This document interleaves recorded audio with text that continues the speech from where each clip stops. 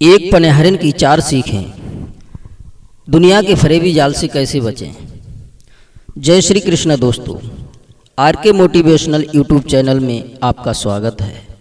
दोस्तों, यदि आप हमारे चैनल पर पहली बार आए हैं तो हमारे चैनल को सब्सक्राइब अवश्य करें और घंटी वाले बटन को भी प्रेस करें, जिससे हमारी हर वीडियो आप तक पहुंचती रहे और हम एक नई ज्ञान चर्चा के साथ आपसे मिलते रहेंगे।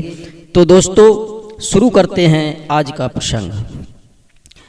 मित्रों, किसी जंगल में एक सन्यासी रहा करते थे। एक दिन वह सन्यासी टहलते हुए एक नदी के तट पर पहुंच गए।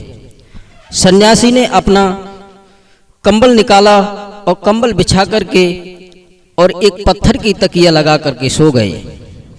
कुछ देर बाद 2-3 पनिहारी उस नदी के तट पर पानी भरने के लिए आई थीं। उन सभी पनिहारिनों ने उस सोते हुए महात्मा को देखा तो वे आपस में बातें करने लगीं कि देखो बहन, ये महात्मा तो हो गए पर अभी तक तकिया का मोह नहीं गया। तकिया ना मिली तो पत्थर को ही तकिया बना लिया। ये भी कोई महात्मा हैं। दोस्तों, उन पनिहारियों की बात उन साधु ने सुन ली तो साधु सोचने लगे कि ये पनिहारी बात तो ठीक कह रही हैं। उस सन्यासी ने तकिया बने पत्थर को निकाल करके फेंक दिया और फिर सो गया। तो दूसरी पनिहारी कहने लगी, बहन, ये साधु तो हो गए पर अभी तक इनका क्रोध नहीं गया। अभी भी इन साधु के अंदर रोष भरा हुआ है। साधु के अंदर से रोष नहीं निकला। इन्हें इतना क्रोध आया कि तकिया को फेंक दिया। दोस्तों, सन्यासी उन पनिहारियों की बातें सुनकर के सोचने लगा कि अब मुझे क्या करना चाहिए। वह सन्यासी बहुत ही चिंता में पड़ गए। सन्यासी बहुत परेशान नजर आने लगे। तभी तीसरी पनिहारी उसी तट पर अब पानी भरने के लिए आई थी और सन्यासी को परेशान देखकर के पूछने लगी कि बाबा, आप इतने परेशान क्यों हो?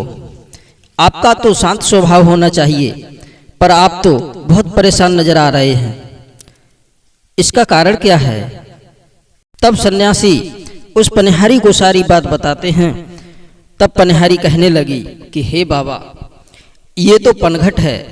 यहाँ तो हमारी जैसी पनिहारी आती जाती रहती हैं और आती जाती ही रहेंगी और आपसे कुछ ना कुछ कहती ही रहेंगी। इसलिए आपको यहाँ नहीं आना था और आप इन पनिहारियों के कहने से कब तक अपने आप में परिवर्तन करते रहोगे और ऐसा कब तक करोगे? अगर अपने आप में बदलाव करते रहेंगे तो फिर साधना कब करोगे? अपना मन भगवान के ध्यान में कब लगाओगे? ये तो दुनिया है, कुछ ना कुछ कहती रहेगी। आप अपने कर्म पर विश्वास रखिए, दुनिया पर नहीं। दोस्तों, उसी वक्त चौथी पनिहारिन भी वहां पर आ जाती है और उसकी नजर उस महात्मा पर पड़ जाती है।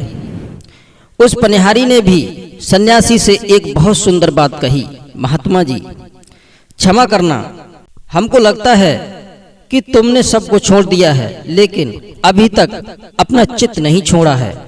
आप अभी तक वहीं की वहीं बने हो। लेकिन एक बात ध्यान रखना, ये दुनिया जो भी कहे कहने दो, लेकिन तुम अपना मन भगवान के चरणों में रखो। मगर एक बात ध्यान और रखना, सच बात तो ये है, दुनिया का काम तो कहने का है, वो हमेशा आपको डिगाने का प्रयास करेगी। कोई ये नहीं चाहेगा कि तुम अपनी मंजिल को प्राप्त करो। हर इंसान चाहता है कि जैसा मैं हूं वैसे ही तुम हो जाओ। अगर तुम ऊपर देख करके चलोगे तो दुनिया के लोग कहेंगे कि ये साधु तो बड़ा अभिमानी है। यदि तुम आंखें बंद रखोगे तो लोग कहेंगे ये साधु नहीं, ढोंगी है, ये समाधि का ढोंग कर रहा है।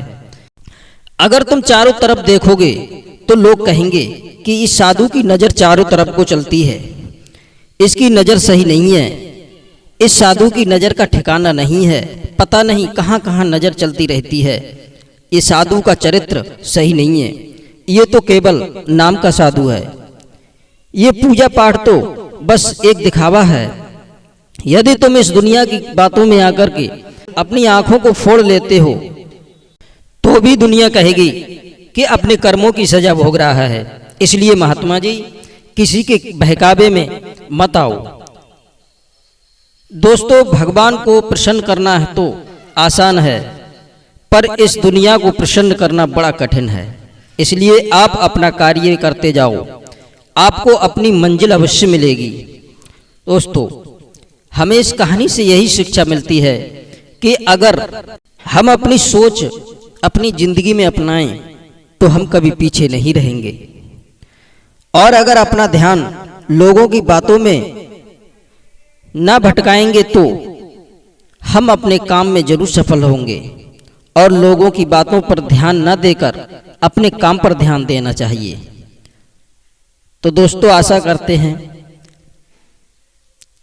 कि आपको हमारी कहानी जरूर पसंद आई होगी।